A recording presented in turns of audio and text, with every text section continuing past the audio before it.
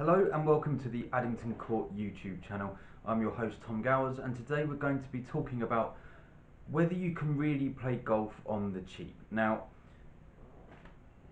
if you do a cursory glance on eBay, Amazon, or even going to a couple of really cheap sports shops, you can find sets of golf clubs massively on the cheap, 70, 100 quid for an entire set, and maybe including a bag for that.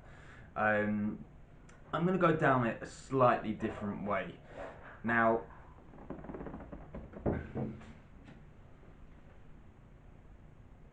these are McGregor Tawny irons. I've got an entire set of these that I've nicked out of my dad's garage that he's not using, will never use again.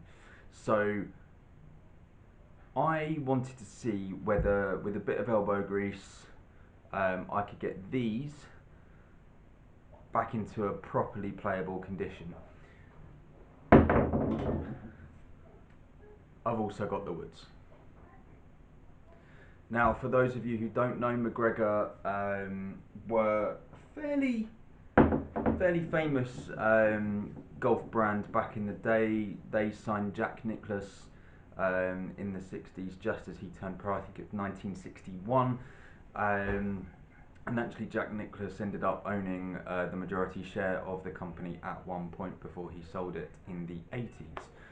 Now, this particular set was apparently first manufactured in 1972. Whether this set is actually from that year or not, I don't know. Now,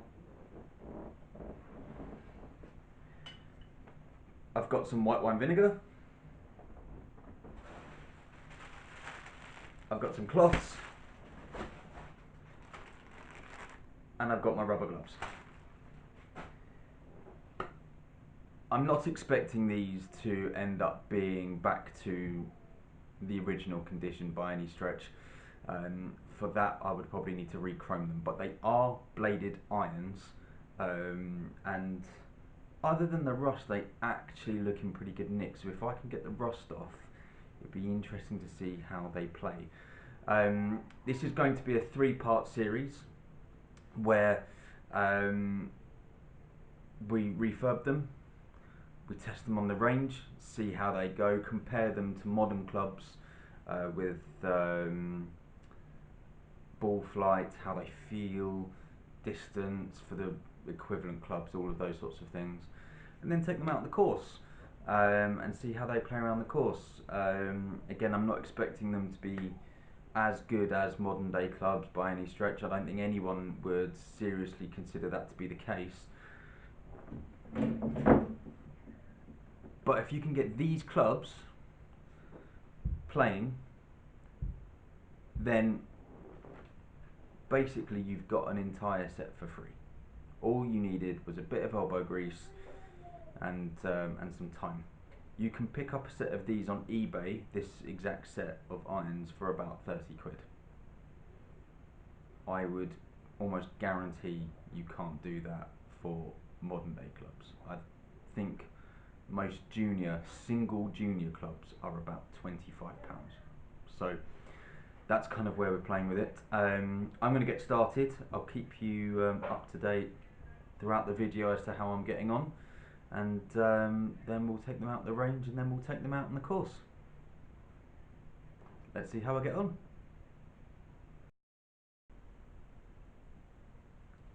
Right, so I'm back, having filmed earlier on this morning, and I have throughout the day done various bits and pieces with the clubs.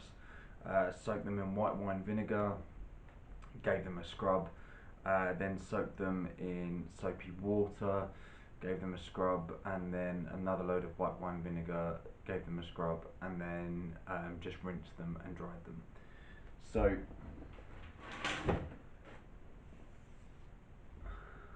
there we go. So the woods were about the only thing that I couldn't do a massive amount with. Now, for those of you probably under the age of 20, you've never seen one that looks like this before. This is why they're called woods. They're made out of actual wood. Welcome to the world. Now these I'm actually quite proud of, in the way that from what they did look like being very, very rusty, to this.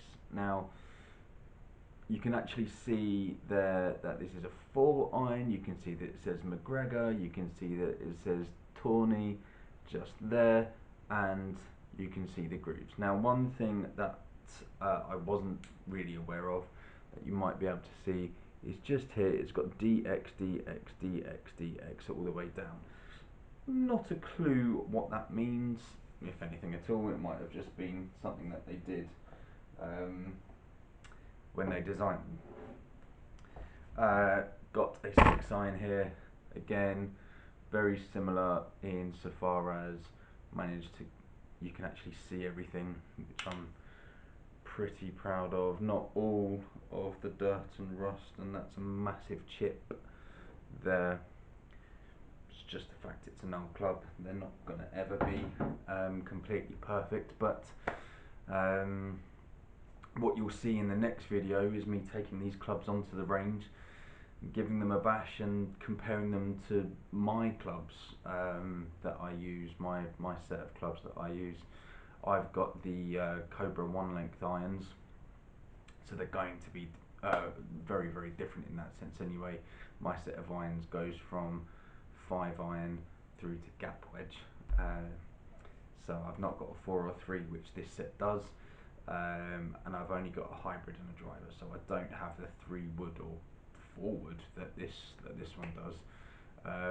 And the putter is almost comically different.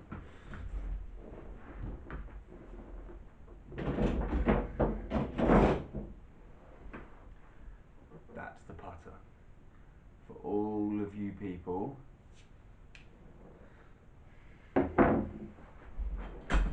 that think it is necessary to buy a 200, 300 pound putter made by Scotty Cameron, you can get one like that for next to nothing, and it works. It is a putter, it will do the job. Now whether it feels like the putter should to you, very, very different. I'm not going to turn around to you and say that that's necessarily the case. However, it can be done.